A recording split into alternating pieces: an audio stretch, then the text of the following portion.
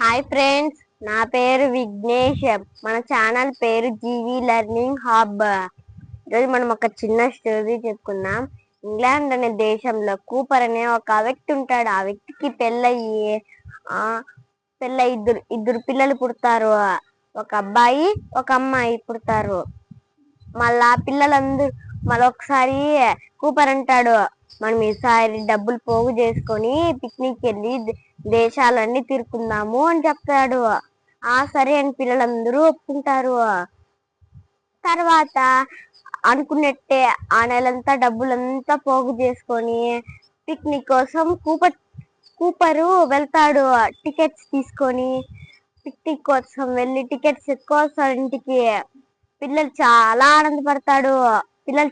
ఆనందపడతారు ఇద్దరు. మళ్ళా పిల్లలకి ఇద్దండి మీ టికెట్స్ మీరే తీసుకోండి అని ఇస్తాడు. ఇద్దండి మీ టికెట్స్ మీరే తీసుకోండి అని కూపర్ ఇస్తాడు.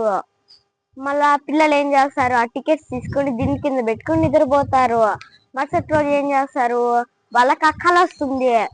ఇంగ్లాండ్కి వెళ్ళినట్టు, ఆ షిప్ని చూసుకున్నట్టు, ఆ దేశాలన్నీ తిరుక్కున్నట్టు వాళ్ళకి కల వస్తుంది పిల్లలకి.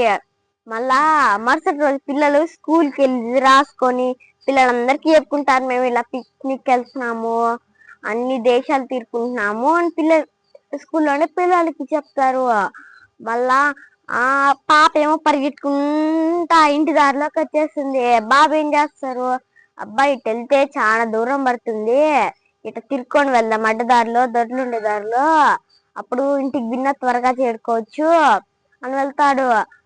తర్వాత వెళ్తాడు బాబు. మళ్ళీ వెళ్ళిన తర్వాత దారిలో కుక్క ఏం చేస్తుంది, పసక్కని కరిచేస్తుంది కాళ్ళకాడ. పసక్కని కరిచేసినాక పిల్లాడు ఏం చేస్తాడు, ఏడ్చుకుంటా రక్తం అంతా కారిపోతూ ఏడ్చుకుంటా ఇంటికి వచ్చి ఉంటాడు. మళ్ళా కూపర్ వాళ్ళ భార్య ఏం చేస్తుంది, అయ్యో రక్తం వస్తుంది అని హాస్పిటల్కి తీసుకొని వెళ్తారు. మళ్ళా సూదేసి మందులు ఇచ్చి కట్టి ఇంటికి పంపిస్తారు. మళ్ళా కూపర్ ఏం చేస్తాడు, నా బిడ్డకి ఇలా కుక్క కరిచింది అని టికెట్స్ తీసుకున్న మేనేజర్ చెప్తాడు. మళ్ళా ఇలా ఎక్కించుకోము షిప్ లో ఉండే ప్యాసింజర్స్ అందరికి ఆ వ్యాధి అంటుకుంటుంది అని చెప్తారు. మళ్ళా కూపర్ బాధపడతా ఇంటికి వెళ్తాడు. మళ్ళా అయ్యో దేవుడా, నా బిడ్డకి ఈరోజు ఆ కుక్క కరచకపోయింటే మేము కూడా షిప్ లో వెళ్ళింటాం కదా దేవుడా అని బాధపడతాడు కూపరు. మళ్ళా కూపర్ బాధపడిన తర్వాత ఆ మరుసటి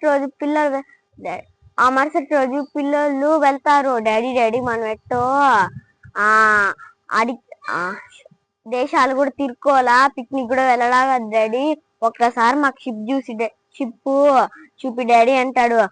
సరే అని కార్ లో డ్రైవ్ చేసుకుంటా వెళ్తారు. షిప్ కాడికి వెళ్ళి చూసిన తర్వాత పిల్లలు ఏడుస్తారు. మేము కూడా వెళ్తాం షిప్ లో అంటాడు. కూపరు వద్దు, మనం రేపు నెల వెళ్దాం అని చెప్తాడు. మళ్ళీ మనసులో కూపర్ కి బాధ వేస్తుంది, ఆ పిల్లల్ని కూడా తీసుకోమంటే బాగుండు. మనసులో కూపర్ కూడా బాధ వేస్తుంది. మళ్ళా ఇంటికి తోడుకోమిన తర్వాత 4 days తర్వాత ఒక నోటీస్ వస్తుంది. ఒక న్యూస్ అంటే న్యూస్ పేపర్ వస్తుంది. ఆ న్యూస్ పేపర్ లో కూపర్ పరిగెత్తుకుంటా ఇంటికి వచ్చి తలుపు దండని తడతాడు. కట్టిన తర్వాత వాళ్ళ భార్య వచ్చి ఏమైంది అడుగుతారు. పిల్లలు పిలిచని గట్టిగా అరుస్తాడు. మళ్ళీ పిల్లలు వచ్చి, నాకు ఏమైంది డాడీ, ఎట్ట పరిగెత్తుకొస్తున్నావు, గెసలన్నీ పోసుకుంటున్నావు అంటే, ఈ నోటీస్ లో ఏమొస్తుందో ఒకసారి చూడండి, ఈ నోటీస్ లో ఏమొచ్చిందో చదువుతాను చూడండి. ఈ నోటీస్ లో ఏముండదంటే ద టైటానిక్ సాంగ్ అని ఉంది ఫ్రెండ్స్. మళ్ళా అంటే ఏంది డాడీ అంటే, ఆ టైటానిక్ మునిగిపోయింది. అవునా, మునిగిపోయిందే, ఆ రోజు నిక్క చచ్చిపోయింటే మనం కూడా వెళ్ళుంటాము. ఆ రోజు ఈ రోజు మనం చచ్చిపోయింటాము.